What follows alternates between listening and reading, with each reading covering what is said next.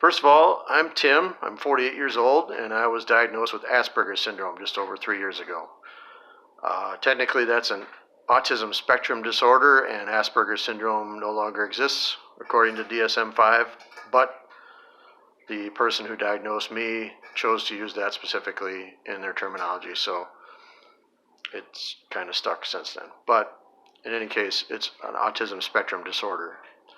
And I've been studying it and other forms of autism in general since then, and I definitely have only scratched the surface. Most of what I find out there and found since the beginning is mostly just stuff geared toward children, the parents of children that have ASD, or adults who already were diagnosed as children and therefore knew all along that they were autistic. So there really isn't much out there geared specifically toward people who were diagnosed as adults, not having known before that they were autistic. So then the next thing you might wonder is, how can an adult be diagnosed as autistic? Did they develop it late in life? Is it contagious? Isn't autism just for kids? And there are all sorts of questions like that, and even more reasons people seek or stumble upon the diagnosis. In my case, I was trying to figure out why I have certain cognitive issues, nothing major, just memory issues and some minor executive functioning things. And I did not seek a specific diagnosis of any kind. In fact, I was hoping it was nothing.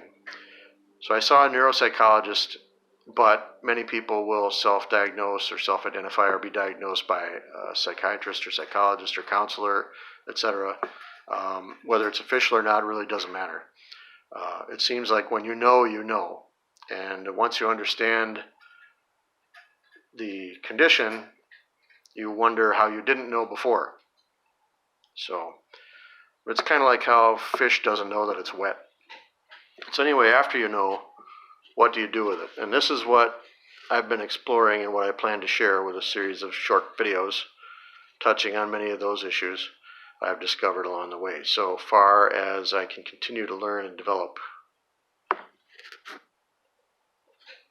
So I plan to avoid any particularly stimulating visuals or irritating sounds, because that's almost everything I find on YouTube and elsewhere, and it kind of upsets me, as I'm sure it does many people with autism spectrum disorders who are sensitive to auditory and visual stimuli.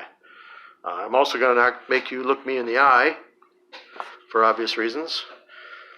And if you don't like my voice, maybe use the captions or subtitles instead.